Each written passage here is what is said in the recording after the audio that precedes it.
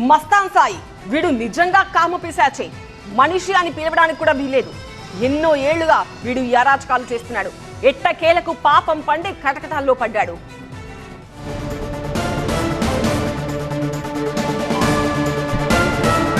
Breaking చూస్తున్నాం. మస్తాన్ సాయికి సంబంధించి చెంచల్గూడ జైల్లో ఉన్నాడు ప్రస్తుతం కామ పిశాచి మస్తాన్ సాయి. వారం రోజులు కస్టడీ కోరుతున్నారు నార్సింగి పోలీసులు. ఇప్పటికే మస్తాన్ హార్డ్ డిస్క్ లో వందల కొద్ది డార్క్ సీక్రెట్స్ ఉన్నట్టుగా తెలుస్తోంది. బాధిత యువతుల వివరాలు బయటికి రాకుండా అన్ని జాగ్రత్తలు తీసుకుంటూ పోలీసులు విచారణ కొనసాగిస్తున్నారు. మస్తాన్ తో పాటు బెదిరింపులకు దిగుతున్న ఖాజా అనే వ్యక్తిని కూడా రిమాండ్ లోకి తీసుకున్నారు.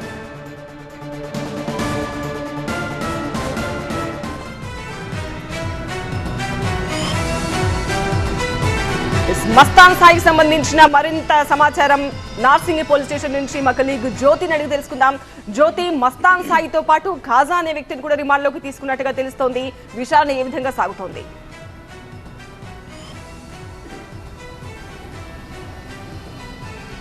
నిన్న లావణ్య ఇచ్చినటువంటి ఫిర్యాదు మేరకు మస్తాన్ సాయితో పాటు ఖాజా అనే వ్యక్తిని అరెస్ట్ చేసినటువంటి నార్సింగి పోలీసులు రిమాండ్కు తరలించడం జరిగింది.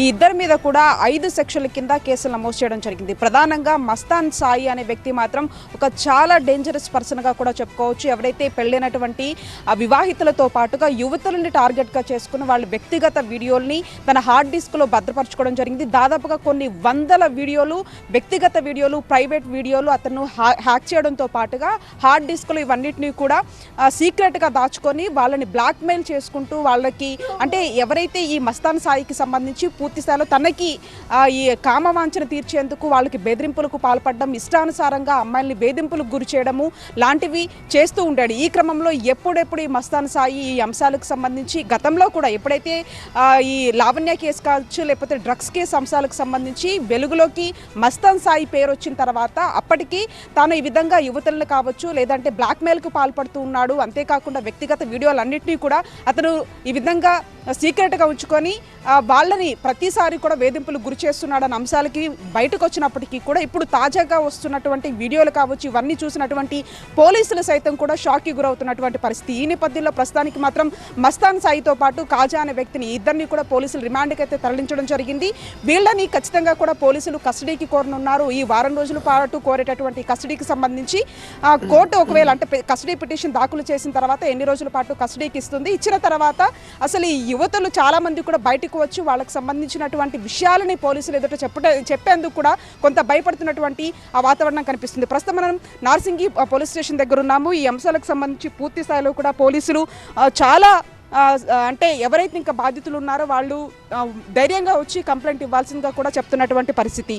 ప్రధానంగా 10ల సంఖ్యలో మస్తాన్ సాయికి సంబంధించినటువంటి బాధితులు ఫిర్యాదు చేయడానికి భయపడుతూ ఉంటే గతంలో ఏదైతే వరలక్ష్మి టిఫిన్ సెంటర్కి సంబంధించినటువంటి యజమాని అట్ ది సేమ్ టైం అతను డ్రగ్ పెల్లర్గా ఉన్నాడు. అతనికి సంబంధించినటువంటి ప్రభాకర్ రెడ్డి అంతేకాకుండా జిన్నిత్ రెడ్డి ఈ వాళ్ళకి సంబంధించినటువంటి ఫోన్లు హ్యాక్ చేయడం, అంతేకాకుండా ఒక ప్రముఖ హీరోకి సంబంధించినటువంటి ఫోన్లు కూడా హ్యాక్ చేసినట్టుగా తెలుస్తుంది.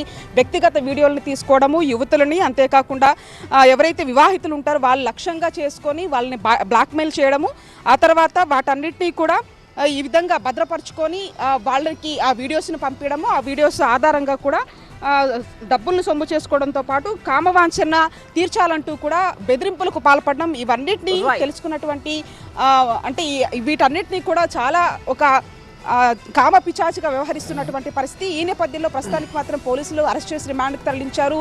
కస్టడీకి తీసుకున్న తర్వాత విచారిస్తే అసలు ఆ యువతలు ఎవరు ఏంటి అనే అంశాలకు సంబంధించి కూడా బయటకు వచ్చేటటువంటి అవకాశం కనిపిస్తూ ఉంది. రైట్ జ్యోతి, ఈ మస్తాన్ సాయి ఎంతమంది అమ్మాయిలను ట్రాప్ చేశాడో తెలుసా? దాదాపు 80 మందిని. 80 మందిని ఎలా ట్రాప్ చేయగలిగాడు? ఎంతమందిని డ్రగ్స్ కు బానిసలను చేశాడు? పర్సనల్ డేటా చూపించి బ్లాక్మెయిల్ చేశాడా? ప్రతి వీడియో రికార్డింగ్ వెనుక కారణాలేంటి? యువతులతో పాటు పెళ్లైన మహిళలను కూడా ఎలా టార్గెట్ చేశాడు? యువతుల వీడియోలను ఎక్కడైనా అప్లోడ్ చేసేశాడా? లావణ్య చెప్తున్న దాంట్లో కూడా పూర్తి క్లారిటీ లేదా? హీరో నిఖిల్ ను మస్తాన్ సాయి టార్గెట్ చేశాడు అనడం నిజమేనా? వరలక్ష్మి టిఫిన్ సెంటర్ యజమాని ప్రభాకర్ ఫోన్ హ్యాక్ చేశాడా? మస్తాన్ ను కస్టడీకి తీసుకుంటే నిజాలు బయటకు వచ్చే ఛాన్స్ ఉంది.